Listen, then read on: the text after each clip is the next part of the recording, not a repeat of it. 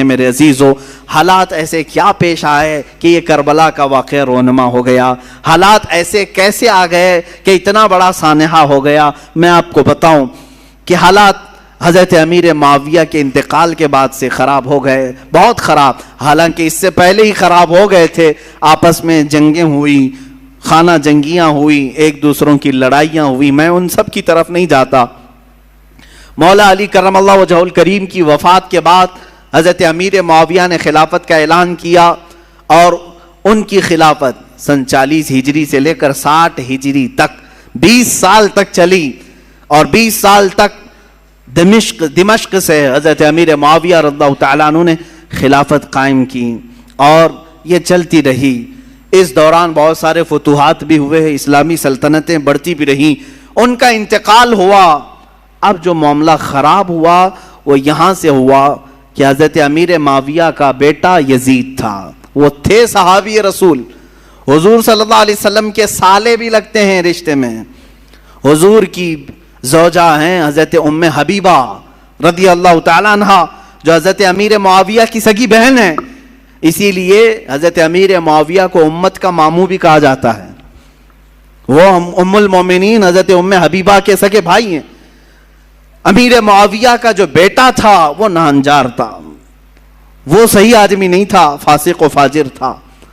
ہاں یہ اور بات ہے کہ روایات یہ بتاتی ہیں کہ ان کی زندگی میں اس کا فسق و فجور ظاہر نہیں تھا، ان کی زندگی میں باپ جب تک تھے اس کی برائیاں، اس کی عیاشیاں ظاہر نہیں تھیں۔ جیسے ہی ان کا انتقال ہوا تخت پر یزید بیٹھا، یزید جیسے ہی خلافت قائم کر لیا دمشق میں، اور ملک شام والوں نے سب بیعت کر لیا، یزید کو حاکم مان لیا، اس کو خلیفہ امیر المومنین تسلیم کر لیا۔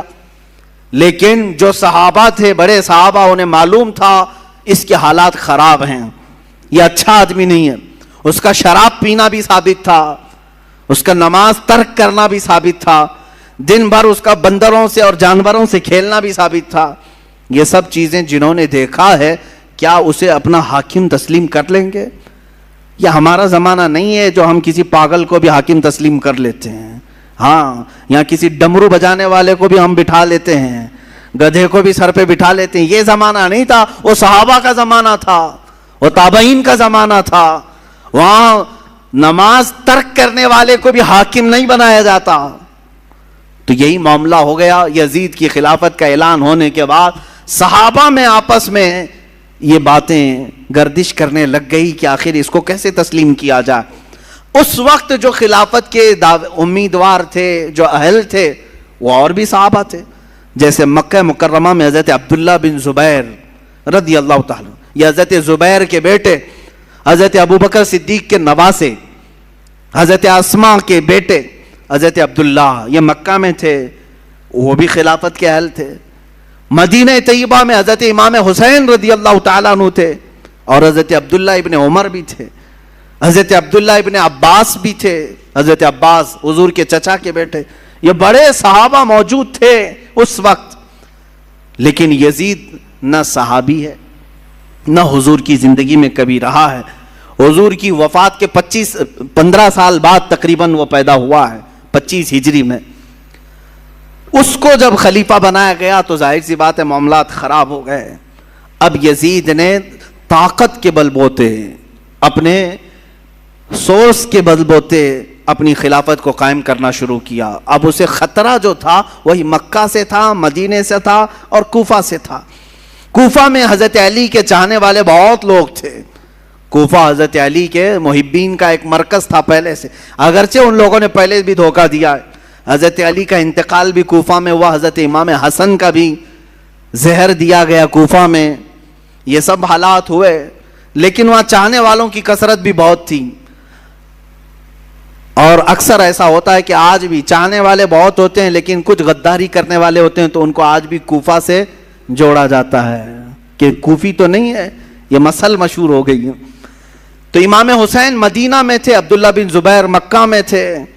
یہ ان جگہوں پر سے خطرہ لاحق تھا، کس کو؟ یزید کو، کہ اگر یہ لوگ بغاوت کر گئے، یہ لوگ اگر میری خلافت کو تسلیم نہیں کیے، تو ایک بہت بڑا طبقہ مسلمانوں کا ان کی طرف چلا جائے گا، اور پھر میری خلافت کو قائم کرنا بہت مشکل ہو جائے گا.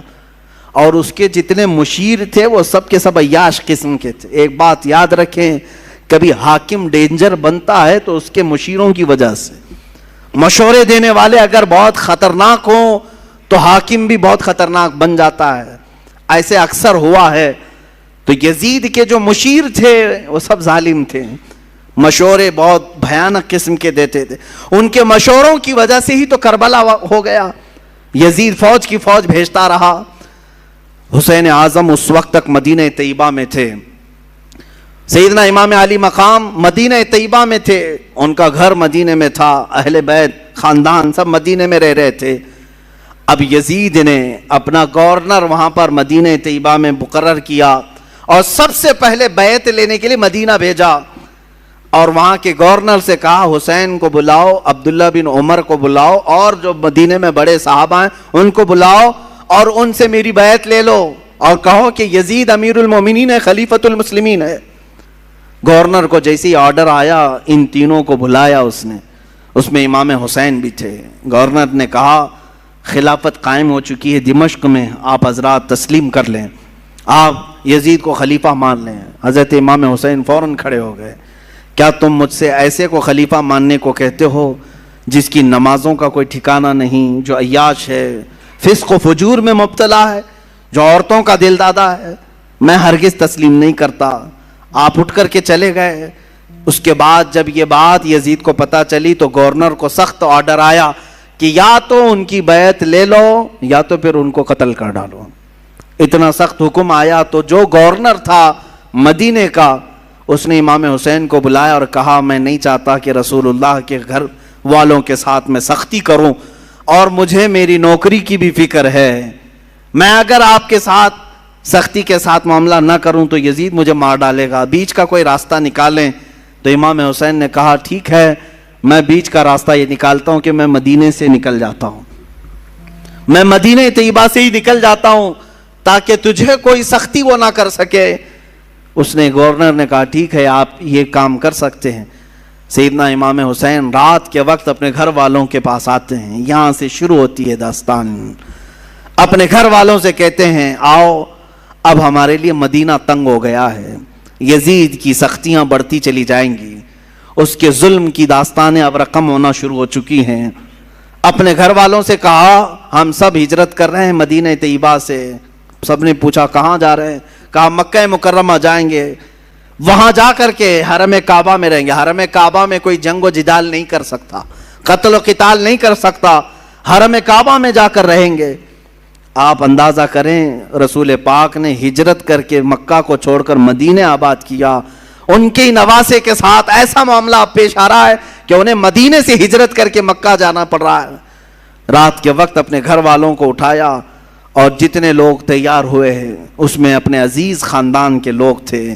مدینے سے پہلے کچھ ہی لوگ تیار ہوئے. آپ کی 2 بیویاں ساتھ میں تھیں, آپ کے شیرخوار بچے حضرت علی اصغر, آپ کے جوان بیٹے حضرت علی اکبر, آپ کے بھتیجے حضرت امام قاسم, اور آپ کی بھتیجی, اور آپ کی اپنی بڑی بیٹی حضرت سکینہ رضی اللہ تعالیٰ عنہا. یہ سب گھر والوں کا ایک قافلہ نکلا. پہلے تو یہ لوگ 12-15 کی تعداد میں تھے, اور صبح کا وقت تھا جب مدینے سے یہ قافلہ نکلنے کو تیار ہوا. روضہ رسول پر میرے آقا کی بارگاہ میں امام حسین آئے. میرے عزیزو اب پھر یہاں سے حالات ہمارے بے قابو کر جاتے ہیں. میں یہ چاہتا ہوں کہ اس بار کے بیانات میں اب ہم رونے دھونے کو فوقیت نہ دیں. غم حسین تو تڑپاتا ضرور ہے لیکن ہم اپنے جذبوں کو جوان رکھنا چاہتے ہیں, اور ہم چاہتے ہیں کہ اب حسینی کردار ادا کرنے کا وقت آ جائے. ہمارے جوانوں میں پھر وہ غیرت بیدار ہو جائے کہ ہم دین کی خاطر ہر مصیبت کو اور مشقت کو اٹھانے کے لیے تیار ہو جائیں.